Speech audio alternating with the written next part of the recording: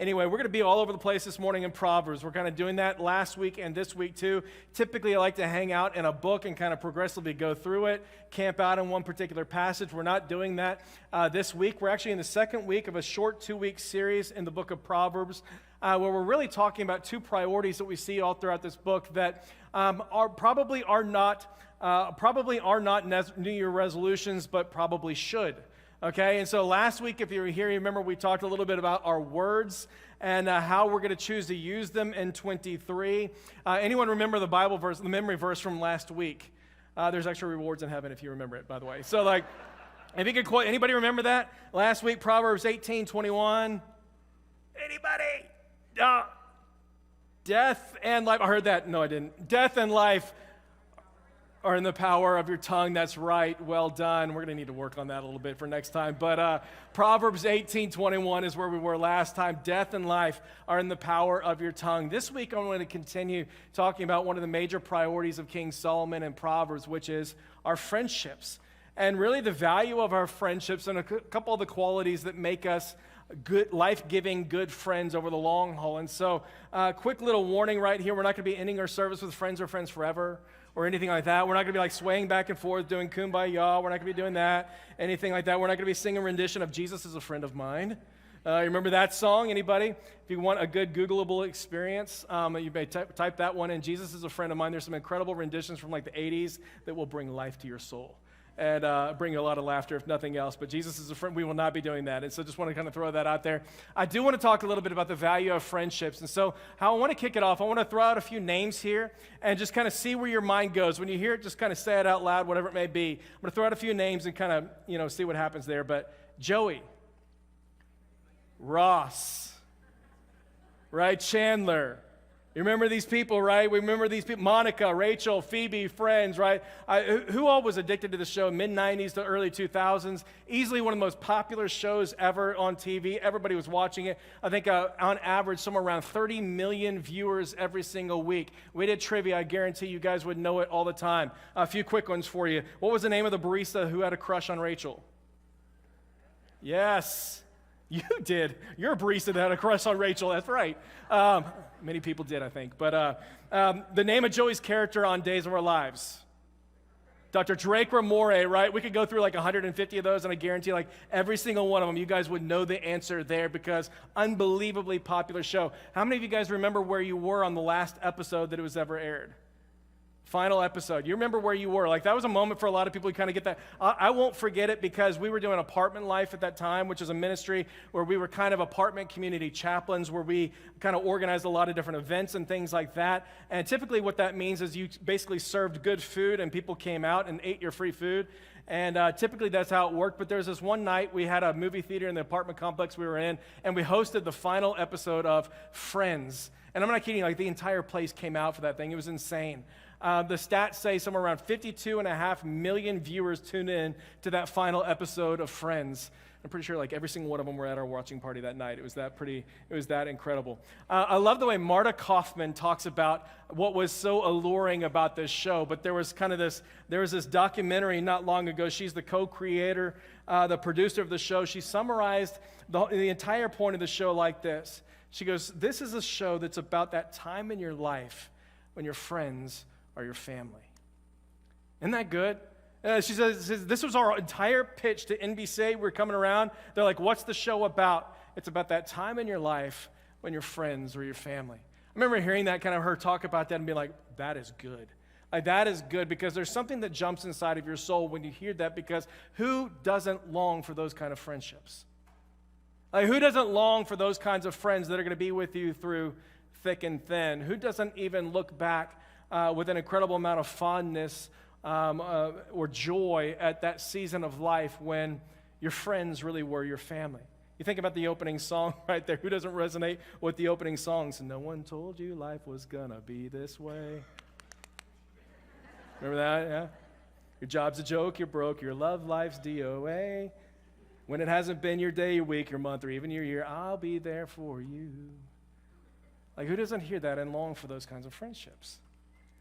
And you do it, and we tune in, and we want to be a part of it. And so as we get into this topic here this morning, I think it's very tempting to sit there and say, okay, where's the theology? Where's the depth of kind of digging into the truths of God's word? Doesn't this seem a little superficial to be talking about friendship, something that you don't even need to be a believer to do? It is important to understand that God in his infinite wisdom gave us the book of Proverbs, and in the book of Proverbs, he speaks about friendship all the time. And he gives it to us because it is a gift that's given to us in order to steward really, really well. He says things like in Proverbs 18:24, one who has unreliable friends will soon come to ruin, but there is a friend who sticks closer than a brother. Proverbs 27:9, perfume and incense bring joy to the heart, and the pleasantness of a friend springs from their heartfelt advice. Proverbs 27:10, don't forsake your friend or a friend of your family. Do not go to your relative's house when disaster strikes you. Better a neighbor nearby than a relative far away. It's a fascinating thing to say, given the context and how family-oriented Hebrew culture actually was. Because what he's saying here is there are things that a friend can do that not even your family can do. In a Hebrew culture where family was everything, he's sitting there going, it's better to have a friend nearby than a relative who's far away. In other words, there's something valuable about the proximity and the availability of a friend. It's why Jesus prays the way that he does just before the crucifixion when he's with his disciples. But we read in John 17, he says this, and he prays, Holy Father, protect them by the power of your name, is what he says, so that they may be one just as we are one. Isn't that fascinating? Like right before the crucifixion, the thing that's on Jesus' heart is, Father, would you do a work among these disciples to where you protect them and you bring about their unity as you and I have unity in our own fellowship? The thing that he's thinking about is their friendship and their oneness in that moment. And he connects it to the relationship that he has with the triune Godhead and the Father, telling us that he didn't create us because he needed our friendship. He created us in the image of a highly relational God who has always been that way from the very beginning. One in essence, in perfect unity, Father, Son, and Holy Spirit, eternally existing from the very beginning and until the very end, whenever that may be, always eternally existing. In other words, what he's showing us right here is that you and I have been created in the image of an incredibly relational God who shows us how these friendships are supposed to take place. It's why he goes there in Genesis 2:18 when he looks on Adam and he says, it's not good for the man to be alone. And so he creates for him an Azer, a helper suitable for him. And this is what he does for us, and this is what he did right there at the very beginning with Eve. It's the first little community ever, husband and wife, in the context of friendship and love and oneness, the first little nudist colony ever right then and there. But in perfect unity and oneness, not only with themselves, but also with the Father. Until we get to chapter 3, of course, sin comes in and ruins the entire thing, and now we find ourselves in this place where we all have this deep longing for joy-filled, life-giving friendships. But we find ourselves in this world that is so openly hostile toward that being a reality.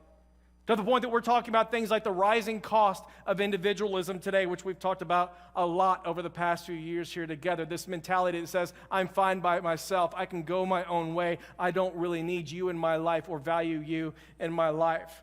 This growing emphasis on the quantity of connections rather than the quality of our relationships. Online friendships that have completely redefined what the word even means. I was reading a fascinating story this past week.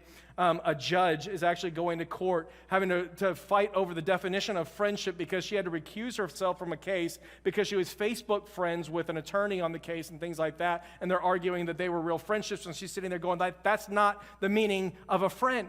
Like a Facebook friend, it's actually legal litigation going on right here. She's going like, yeah, we're on faith. That doesn't mean we're actually friends and things like that. Shorten communication through devices and emojis rather than face-to-face communication. It's like heart, like that's it. Forced isolation during a global pandemic. In fact, according to a study in 2010, meaning long before pandemic came on the scene, 35% of adults over the age of 45 were already diagnosed as chronically lonely. as compared to 20% in 10 years prior to that, meaning in the past 10, 25 years since the time of that study, there's a lot that's been taking place culturally that is working against our ability to have these life-giving, meaningful friendships today. That's why British Prime Minister Theresa May appointed a loneliness minister back in 2018. Who does that? Who's sitting there going, government, we need a loneliness minister right there. But this is exactly what they did. Why? Because 25% of the population was openly acknowledging that they are chronically lonely and that they're crippled by their loneliness. And it's not just there. Back in the United States, only 8% of people polled have acknowledged that they had a meaningful conversation with a neighbor at some point in the past year. 8%. In other words, like, we love our giant privacy fences hanging out in the backyard. We don't like interacting or making friendships with people that we live around. 1984, the average American had 3 quality friendships. But as recently as 2004, 25% of the population said we have none. Not one meaningful contact, not one meaningful friendship. And so the article concludes, we are more connected than we've ever been before. Social media devices all over the place, yet we are more lonely and more depressed than at any other time in our history. And we know that it's not meaningless, right? It's not harmless. One study said a lack of real friendship is worse than 15 cigarettes in a given day, which, by the way, that's not good for you either. And so another one said it can have a greater impact in your life than obesity because it'll often lead to anxiety, depression, and possibly even dementia. It's why our former Surgeon General said, during all of my years caring for patients, the most common pathology that I saw was loneliness. Point of the matter is, church, that there is a way we do relationships today that isn't actually friendship. There's a way that we interact and we do acquaintances, we do some sort of relationship where people can know your name, they may know a lot of different facts about you and not actually know you. And so again, like, Solomon speaks to this a lot because it is a gift that God has given to us, and it is for our enjoyment. It is also the way that we love one another is how the world will know the love of the Father for them. We talk about that many times in John, but it is a gift that God has given to us for our enjoyment and for our good. It's why he says in Proverbs 13:20, he who walks with the wise will become wise, but the friend of a fool will suffer harm. In other words, what he's saying right here is that the value of a friendship is that a true friend has a capacity to shape the direction of your life. Like, this is the value of a friendship. A friend has the capacity that by their interaction with you, by their friendship with you, they have the capacity to shape the direction of your life. That you become like them because proximity creates this likeness here, and likeness brings about likeness. You're with them, you become more and more like them. This is what he's saying. You choose wise friends, and their wisdom has a way of rubbing off on you and making you more and more wise. You choose foolish friends, and their foolishness has a way of coming and making you a fool. In other words, our parents were right to care about the friends that were in our lives. They were right to worry. They were right to call you out. They were right to be concerned because they know something that we didn't know when we were young, that the people that we hang around and the people that we befriend, the people that are in our inner circle that we're closest with, have a way of shaping who we actually become. And it's not just when we were young. We know this today. You feel the pressure when you're at work. You feel the pressure in the stadiums. You feel the pressure with the people that are on your street at those neighborhood block parties and things like that. You know the pressure of what that's like and how they can influence who you actually are. One of my guilty pleasures in life, I love pranks. I love prank videos. I don't know why it is. I think my mom scarred us young. She played pranks on us all the time, and so we enjoy that as a family. But I love prank videos. Today, people send them to me all the time. Probably going to get like a mailbox full of them now. But anyway, I was watching this hilarious prank video, but they set this whole thing up. And it's this guy in an elevator here, and I love this scene, but he's in an elevator by himself. And he goes up to the next floor, and this guy comes in, and he immediately kind of walks into him, and instead of turning around and facing the front of the elevator, he just stares directly at the wall. He's just like staring straight at the back of the wall, and the guy looks at him, he's like, that's a little, okay, that's a little weird. He goes up to the next floor, another person gets in, and immediately does the same thing, walks to the back and starts staring at the back wall. The guy's like, what in the world is happening over here? Does the next floor, there's like another person, 4, 5, 6 people come in, and they're all facing the back of the elevator, and this guy's going, what am I missing here? And immediately, like, he turns around, and for the rest of the ride, he turns around, and he's just facing the back of the wall. And they get to the final end, and like, everybody starts dying laughing, and they're like, we just wanted to see what you were going to do if we all did the same thing. Like that is the power. That is the power of our need for acceptance. This is what sociologists say is going on behind this thing. They say that we have this powerful need for acceptance in our lives that can be so strong sometimes that it makes us unconsciously conform to the people around us. Besides the fact that God has wired us for relationship, we have a desire to be accepted by the people that we're around. We want to be like them. We want to do what they're doing. We don't want to be left out in any of these things.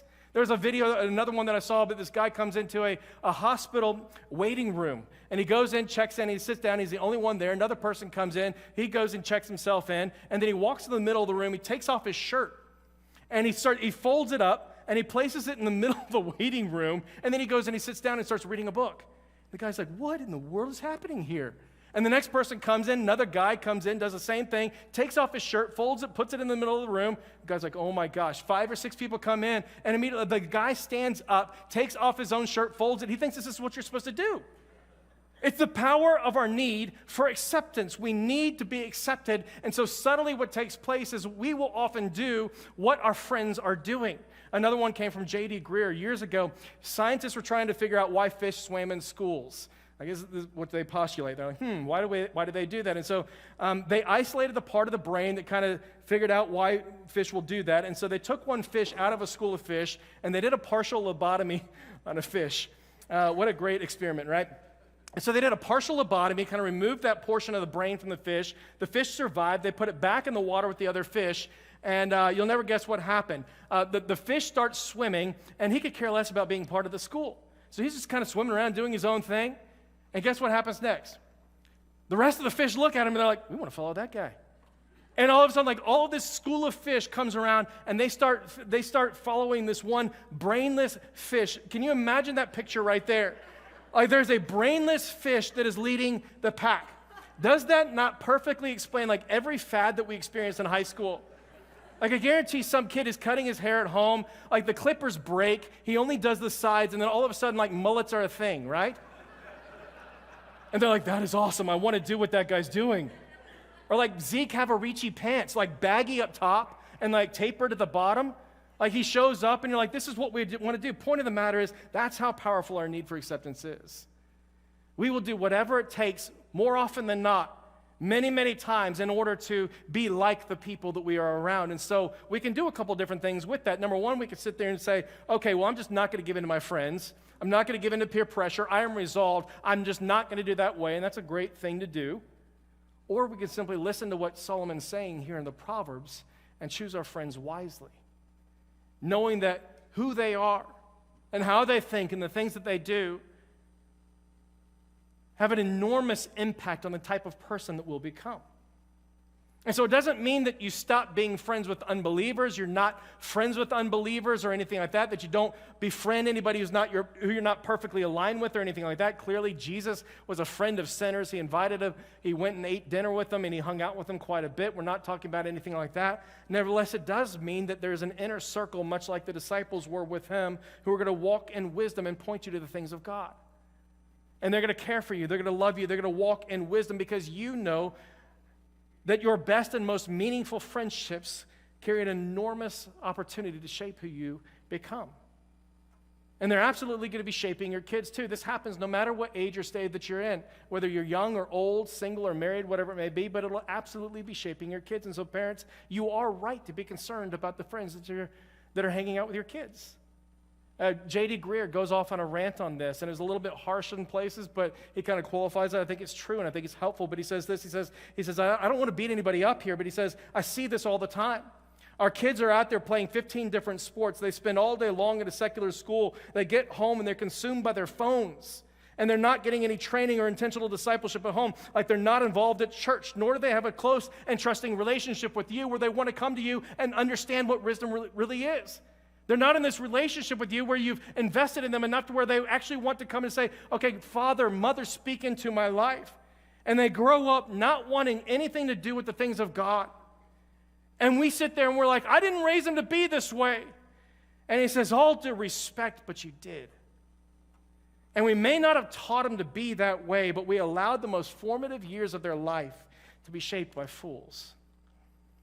And it's not that we sit there and we just lay the hammer down. No. You don't get to hang out with them. Shady, shady, shady, shady. Nope, you don't get to know. No, like, it's not that we do that. It's that we intentionally build into them. And we build relationship with them.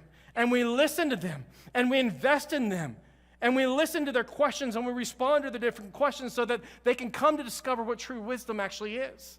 Tony Evans talks about this a lot. He says, I discovered what it was to help my kids understand what wisdom is. He goes, that's not an easy thing to do when you got 3 really headstrong kids.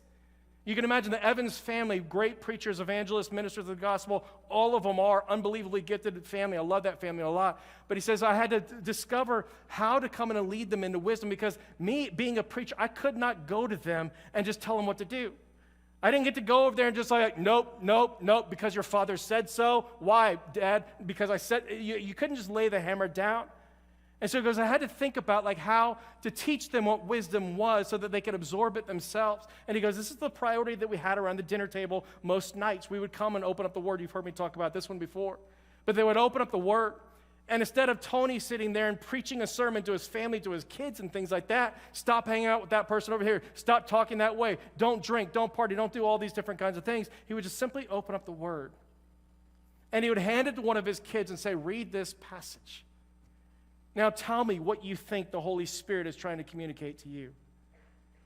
And he goes, I would just ask these questions, and my kids would begin discovering and discerning what the Spirit was doing in that moment through His Word, and they would begin understanding from within what it was that God was calling them to do.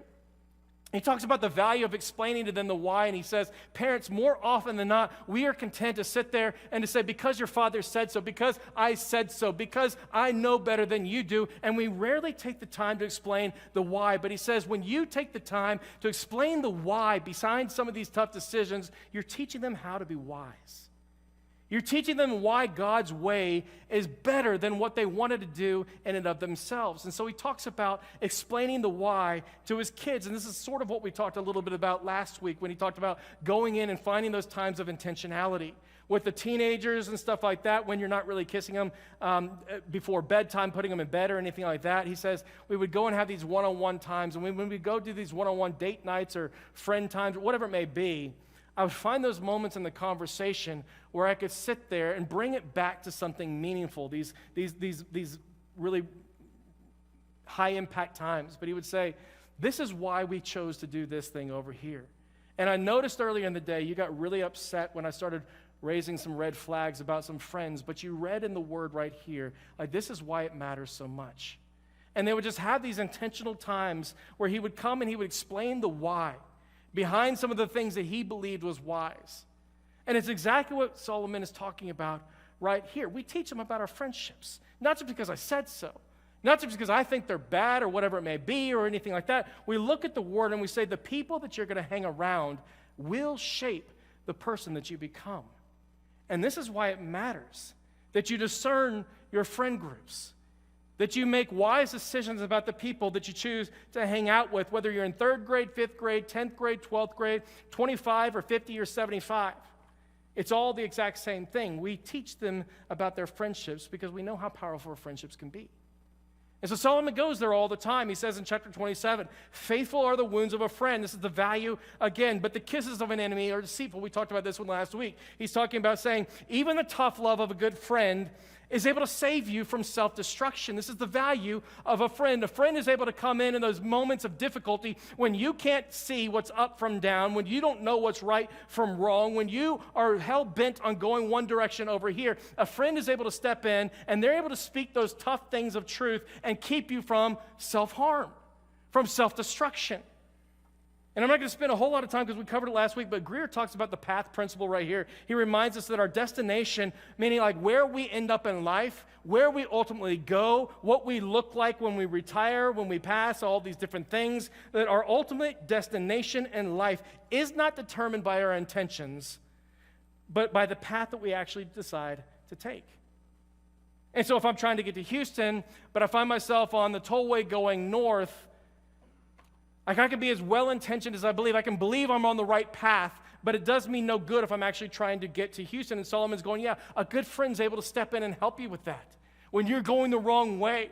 and you want to be going this direction over here, they're able to step in those moments and come around you and contradict you in a way that is full of grace and truth and help lead you on the right path. And so he's going, let's think about how that we can do this with one another. Hebrews is going to say, let us consider how to stimulate one another to love and good deeds. The word that he uses right there is spur one another on to further godliness, to love and good deeds. So let's think about, kind of like the spurs on the back of a cowboy's boots.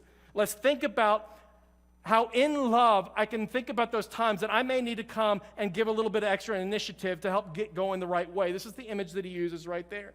And he's going, let's think about these ways. This is what a friend can do when you don't know which way to go or you don't want to move. A good friend can come in and spur one another on to love and good deeds. And so he's saying, let's think about how to get our friends going in the right direction. If they want to go to Houston, they're going all the way to Oklahoma. Let's think about these things. Let's give our friends permission to speak that kind of truth into our lives. Some of us don't have those kinds of friends because, quite honestly, like every time they try to speak truth into your life, you blow up at them. And you don't give them the opportunity to contradict anything in your life. You don't give them any kind of safety valve to come and to speak truth into you. And so we've got to, if we want this truth, we want to be going the right way, we've got to give that permission to our friends. And Solomon's going, this is what a friend does. It's the value of a friendship. When you're blind to the direction that you're going, they can come in and save you in a way that keeps you from all kinds of destruction. It continues in chapter 17. It says, a friend loves at all times, but a brother is born from a time of adversity. A friend loves always. But a true brother, a real friend, that deep, life-giving friendship is born in those moments of adversity. You know exactly what I'm talking about. That moment that acquaintance of yours, they stepped into your pain, they stepped into your brokenness, and they prayed for your marriage in a way that you've never seen duplicated ever. And they carried you in that season of grief. And you know the difference that he's talking about right here, the difference between that casual friendship to, hey, that is that brother or sister that is there for life. And this is what he's saying, a friend will always love, but a great friend will lift you up when everything in your life is falling apart. A great friend will be there to lift you up like when you can't lift yourself, when you don't have the ability to come and to do anything helpful or meaningful. They're able to come and to speak truth and to lift you up in incredible ways. It's the same thing that he's saying in Ecclesiastes chapter 4, that famous marriage and wedding passage we come to all the time, where it says, two are better than one. For if they fall, one will be able to lift up his friend. Woe to him who is alone when he falls, because he has no one to help him up. He says again, if two people lie down together, they're going to keep warm. But how can you keep warm if there's nobody to spoon with? It's the original Hebrew there. And so, pre-Snuggie days and things, that's all they had to do. C.S. Lewis talks about this a lot in The Problem of Pain, but he says when you're going through pain, it's not theological reasoning that you most need. It's the slightest touch of human sympathy. Like when you're in that moment, the thing that you need is not the explanation. It's not the theology book. It's not, hey, here's all the reasons God is still good in the moment. What they most need is that friend that's going to come around them and do this and sit with them in their tears. And listen, even when it doesn't make much sense. To come in and simply just be there. I'm thinking of the old Denzel Washington movie called The Hurricane. I don't know how many of you guys saw that before. Fantastic movie. If you don't remember it, it's a true story of a professional boxer named Reuben the Hurricane Carter. During the height of his boxing career in the mid-'60s, he was falsely accused of murder by a racist policeman. He was sentenced to prison for the rest of his life. And so this movie is about that story and kind of the long walk and the road towards justice for him, the 20-plus years wrongly imprisoned for that thing. But it's also about this growing friendship between Carter and this young man named Lesra, who was a fan of Carter. He read his autobiography. He believed Carter was innocent. He comes to get to know him. When he's early in jail, they develop a genuine, meaningful friendship. I don't think I'm ruining the story at all. I don't think anybody was planning to watch that this afternoon or anything like that. But the story continues. Their friendship grows while Carter's in prison for 20-plus years. And Lesra is used to introduce him to a number of different lawyers, and he actually uses him and kind of, he comes in and he's the guy that kind of helps him get another trial and proves his innocence and things like that. But there's a powerful scene at the end of the movie where Carter's waiting on the final verdict. They've developed this great friendship. All the facts have been out there. It's kind of shown that he's going to get off, that he truly is innocent and things like that. But they're having this incredible conversation towards the end while they're waiting on this verdict. It's just the two of them. And Lesnar jokingly says, he's like, I want you to know, Reuben, that if none of this works out, I'm going to bust you out of here. And they kind of joke about it. And they're like, yeah, you are, huh? And he's like, yeah, that's right. He's like, none of this works out well. I'm going to bust you out of here. And so they laugh about it, and after a little while, Carter kind of slows down. He starts reminiscing a little bit about their friendship. And he slows down, and he goes, you know what? Hate put me in prison, but love's going to bust me out of this thing. And Lesnar just sits with that for a second, and they kind of have this moment. And then he jokes in, and he's like, yeah, if that doesn't work, I'm still going to bust you out of here. And in one of those like beautiful cinematic moments, they're like tears in their eyes and stuff like that. Carter grabs his hand and he goes, you already have, brother. You already have. It's exactly what Solomon's talking about right here when he says a friend loves always, but a brother is born in those times of adversity. That genuine, lasting, meaningful friendship enters into the pain and they don't run away. They don't abandon you when things get difficult. They don't leave you in the middle of that place. They lift you up when you can't lift yourself. They come, and very personally, a couple years ago was Brad Cuttrell sitting on the front yard of my lawn, coming all the time to come and to lift me up in a season where everything was very, very crazy in a lot of different ways. They sit on the lawn to talk, and they sit there and they pray with you and they pray for you. They enter into those moments when your marriage is up in arms and you don't know up from down, and they carry you in those moments because a good friend loves always, and a brother or a sister is born in those moments of adversity. Church, we need these kinds of a friend. Like, we need these friendships in our life. It is God's gift to us that is glorifying to Him because it's reflective of how He has loved us in the life, death, and resurrection of Jesus Christ. But we need these kinds of friends. And more than that, we need to be these kinds of friends. And so to that end, he says, like, we have to be genuine in our love for one another. We have to be genuine in our love for one another. Proverbs 19:4, he says something very matter-of-factly and very odd that I think is really interesting. He says, wealth brings many friends, but even the closest friend of the poor person deserts them. And you read that and you're kind of like, what? And obviously it's not as it should be. Matter-of-factly, he's stating, hey, wealth brings many new friends. Many of you who have a little bit more wealth, you may notice this, that a lot of people like to be around you because of the things that you offer and the things that you can give them. And what he's acknowledging here is that, yeah, wealth brings many new friends. And even with the poor people, a lot of people desert them because it wasn't a genuine love that they had for that actual person. And what he's saying here is that we have to be genuine in our love for our friends, for who they actually are and where they actually are, no matter if it benefits us or not. It's what sociologists today are calling the commodification of relationships, a commodity being something that you buy or sell, and when you do that, the relationship that you enter into is a vendor and consumer relationship, kind of like when you go to the grocery store, and you know those people by name, because you go there all the time, and you cut it up with them, you talk a little bit about the Cowboys and things like that, and you kind of know them, but you know as well as I do, that when the quality of the food goes down and their prices are jacked up, you're going to find another store. Why? Because that relationship was not built on knowledge or genuine love or affection or anything that's true about who they are and what's true about who you are. All it was built on is what I can get out of that relationship. And if all we're talking about is shopping and grocery stores and things like that, no big deal. But Solomon's sitting there going, hey, don't confuse that with real friendship.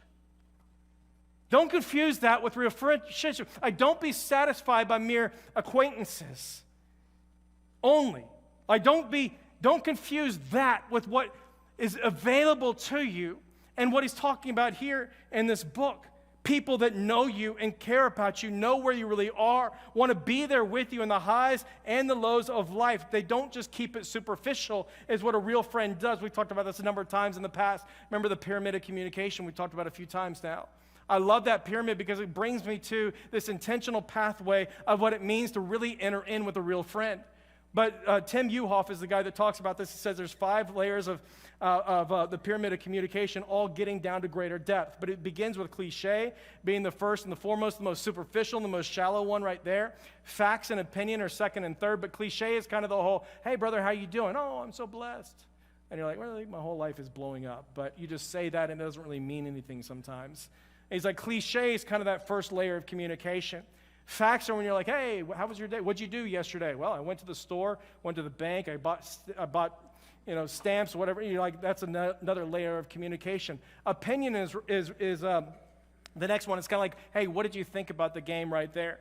But he says a lot of us go in there and we do these kinds of things, and this is where most relationships kind of hang out. But he says the beauty of relationships is formed when we move to 4 and 5. And motive is that place. It's the deeper layer of communication that kind of gets into, hey, how did you feel about this day today? Like what was really going on inside of you when you had that interaction, you had that podcast, you had that meeting, you had this going on over here. How did you feel about what was happening today? Like when you came home from school and your friends were acting that certain way, how did you feel deep inside? What was really going on inside of you? And transparency is that place that you get to in a relationship where you sit there and say, there is safety and there is love and there is stability and there's consistency here to the point that I feel the freedom to actually be me and to be truthful and honest in the middle of this place. And he says all the beauty of human friendship, things like reciprocity, loyalty, joy, freedom to truly be you instead of who you think the other person wants to see, friendships that lift you, friendships that save you, friendships that shape you in godliness and things like that. He says all of it requires a willingness to move towards number 4 and 5. But he says normalcy and fear teaches us to hang out in 1 through 3. And we may be sitting there kind of going, okay, fear of what? He says it's a fear of being fully known and unloved. The fear of being completely seen and still rejected. And Solomon's going, if that's there, and we can't enter into the depths of these relationships where we're really truly known, it's not a real friendship. Because friends love always. And brothers and sisters are formed even in the context of adversity and difficulty and when things aren't always going well. Paul's going to say that love is kind, it's never jealous. In other words, a friend is able to celebrate a friend's wins no matter what's happening in my own life. They don't sit there and get jealous and be like, guess what? My career's not going that well. Like, you're on your own. Like, they don't get there and get bitter or cynical or things like that. Like, I'll never forget a number of years ago, I think I've shared this story a few times and stuff with you. A friend of ours was in a single group about a long time ago in a single group, and she says the entire group dynamic changed when I got engaged and married myself. And she goes, we had a great thing going. And I met somebody, got married, and started talking about some of the joys of that relationship. And she goes, I started sharing some of these things, and I came there one time, and finally they put the kibosh on the whole thing, and they said, enough. We don't want to hear about your husband. We don't want to hear about a vacation. We don't want to hear about this, that, and the other. Be done with it. And she goes, this is when I realized that we hadn't actually become friends. Because all we were was a safe place to gripe and complain. And what Solomon is saying is it's not genuine love. It's not a real friendship. It's not the ideal of what God has called us into in Jesus Christ. Genuine love are the friends that we've had. Again, I've shared this one for the past 15 years, battled infertility. And every single time their friends are able to come, and you know how difficult that is to celebrate a friend. Many of you know exactly what we're talking about right here. But they said every single time they got the birth announcement, they would go back home and pray for the joy and the kindness needed to be able to go in and celebrate that friend. And it's exactly what they did. You know how painful that is when the thing that you most want in your life, you're not able to have. And people that probably didn't even want it this much got it. And what he's saying is this is love. It's genuine friendship to be able to celebrate somebody in their highs and in their moments of great ecstatic joy. And it's not friendship to go and to gripe or to complain. He says it doesn't gossip. Love doesn't gossip. Paul says that. Solomon says it a number of times because gossip betrays confidence is what he says in chapter 11:28. The gossip betrays confidence. It separates close friends in chapter 16, verse 28. In other words, like there's nothing good that comes from gossip. There's nothing good that comes from berating or minimizing or talking trash about a friend behind their back, even if it's a prayer request out of concern. You know, I'm a little concerned about my friends over here. He's like, there's nothing good that comes from that kind of a thing. He says in chapter 18, verse 8 and 26, 22, he repeats the same wisdom in Proverbs. He says, the words of a gossip are like choice morsels. They go down to the innermost parts of our being.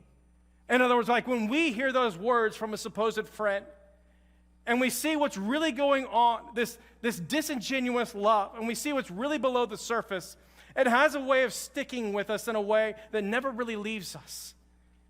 And so it's not what a friend does, is what he says. It doesn't talk behind a friend's back. It doesn't spread rumors, doesn't post about them online, doesn't throw passive-aggressive jabs or anything like that. And it definitely doesn't happen just because they have something that I don't have. Better looks, more money, better friendships, whatever it may be, health or kids or skills, the marriage that you've always wanted, or the single life that you secretly rather have. Because a friend is always there for a friend. Is the bottom line of everything that he's saying. A friend is there for a friend in the good times and in the bad. It's why he says a better is a friend nearby than a relative who is far away. This is what a friend can do that sometimes a relative cannot do. He says better is a friend nearby than a relative far away. In other words, like availability matters. Proximity matters. Ability to enter in a moment of pain or in a moment of exuberant triumph. Availability matters because a friend always shows up for a friend. They don't bail when it gets hard. They don't go missing just because it's inconvenient. They're available like no matter what, no matter the time of day, simply because it's you. Thinking of my best friend in the world, Sean Sue. We got to become good friends shortly after high school. We started rooming together right before college started and everything. We developed an incredible friendship, continues to this day. He's actually a missionary out in Africa, and so we've not been able to be very, very close proximity-wise in about 8 to 10 years now. And I'll never forget the beginning of this friendship. We had a fantastic friendship, and how it all began, we would get together as friends, and if you were part of our friend group in the college years, you better expect that, hey, we're probably going to mess with you a little bit. Like I said, pranks are kind of a thing. And so we're always doing that with each other, but we were rooming together in the early days, and we were in the middle of prank wars with a bunch of friends, some of them here to this day.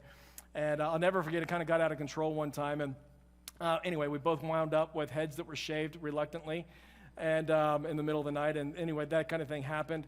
The next day happened, it was a Bucks Island party. It was an outdoor, like all-day concerts and things outside. My friend Sean wore a hat. I did not wear a hat.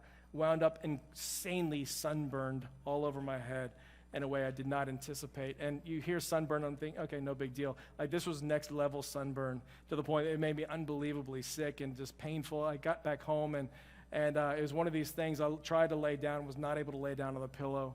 I had to sit upright in a recliner chair like all night long.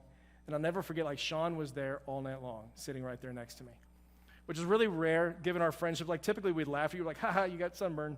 You're in pain. Like we kind of laugh about that thing a little bit. And like he was there all night long, carrying the bucket when we needed the bucket. Like he would soak rags in vinegar and wrap my head in them. And I think he was telling the truth when he said that was supposed to be helpful. I'm not sure as I look back on it, but the dude, like, who does that in college? Like, who does that in the early college days? And he sat there with me all night long, 2 o'clock in the morning. He makes a run to CVS to go get me medications and help and things like that. And he was there with me all night long. It's what we've talked about and what we've called many times in the past is the value of a 2 a.m. friend. It's that person who's in your life who's there for you because they love you, because they care about you, even if it's 2 a.m. I mean, years later, we were living in Dallas, and I was married at the time. He wasn't, and we were still living in relative close proximity to each other. I'll never forget, we got a phone call from him in the middle of the night. He's calling me from jail. There was this parking ticket that was not taken care of, and he was taken care of that night. And so he's calling me in the middle of the night, nothing shady or beyond that kind of took place or anything, but he's like, dude, I'm in the middle of jail. Of course, I laughed at him at that moment and stuff, but it was like 2:30, 3 o'clock in the morning, and I get up and put on my clothes and get in the car and start driving downtown because like that's what a 2 a.m. friend does. They care about you. They see you in the highs and in the lows, even if it's 2 a.m. And we need these kind of friends. And I don't think it's small to think about that or desire it or pray for it or intentionally try to become that kind of a friend as we kick off 23. We need these kind of friendships. We need to be these kinds of friends. And even in those seasons when they seem to be missing, you may not have them around you or anything like that, praise God Almighty, we've always got that kind of friend in Christ. I praise God Almighty that Christ embraced the inconvenience for me, that he chose to empty himself and to condescend from heaven, take on flesh, that I could be with him for all of eternity. Like Paul is going to say that his love was so pure and genuine that he demonstrated his love for us, and that while we were still sinners, not when we cleaned ourselves up, while we were still sinners, Christ came and he died for me. Why?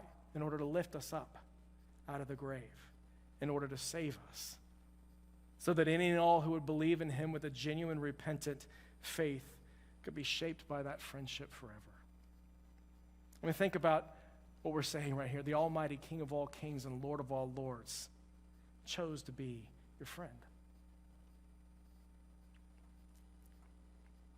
And so we've always got that friend in Jesus. And granted, like, you may not be always able to control your friends, but you can always control the kind of friend that you're going to be. And so the question I want to leave us with today is very, very simply, what kind of friend do you want to be in 23? It's not little to ask that question, because Solomon writes about it all over the place. He knows the gift that it is. He knows the capacity of a God-glorifying friendship to shape other people. He knows how it reflects the perfect friendship within the triune Godhead and the glory that's given back to him when we pursue this thing. And so what kind of friend do you want to be in 23? Are you a 2 a.m. kind of a friend to anybody in your life? Is your love genuine? Is it dependable? Are you there for your friends? Is there someone in your life that you may need to call this afternoon with an incredible amount of gratitude for their friendship, or maybe even an apology for those moments that you walked away and you weren't that kind of a friend that you probably should have been? Church, may we be reminded of the value of friendships today. And may our friendship with him shape us and turn us into the kind of friends that he would have us be. So, Father, we love you, God. We thank you, Lord Jesus, for what you've done for us through your life, death, and resurrection. By embracing inconvenience, that while we were still sinners, you came and lived and died for us, that we could be with you now and for all of eternity. That you're the perfect friend who promises to never leave us nor forsake us, to be with us always. And God, I pray right now, Holy Spirit, would you draw near to somebody who is in desperate need of that friendship today? And Father, as we think about the friendships on earth that we have right now, we say, thank you for the gift of friendship. God, would you fill us with gratitude for the friends that are in our lives? And God, would you bring to remembrance those people, and would you give us those faces right now? And so, church, I just want to give you a moment. Would you just get quiet with the Lord, and would you just ask to hear from him? And maybe your response right now is one of gratitude. Father, thank you for the friends that you've given to me. And would you say them by name? Would you give him the glory that he deserves? And the opportunity now is to say, Father, what would you have me do? Where would you have me go? What would you want to do in me to be the kind of friend that you would have me be? And for some of us, maybe it is picking up the phone and calling somebody to reconcile something that's been broken. Could be a text or a note saying, I'm thankful for you, and all these different things. It could be a prayer that's saying, Father, I need these kinds of friends in my life right now. I can't tell you how many times my friendship landscape has changed because of people moving away and doing ministry all around the world, and me being in a place saying, Father, I need a Sean to come into my life. Would you bring them? And then all of a sudden I get a Mike Shelton. And that may be the prayer for you today. Father, would you bring those kinds of friends to me? It could be, Father, would you make me that kind of a friend, knowing that my friendship with somebody else has the capacity to shape them, and that they would then be that kind of friend to me. Would you have your way? Church, just a moment of quiet with the Lord, just listening and receiving from him, then we'll stand and we'll sing together in a moment.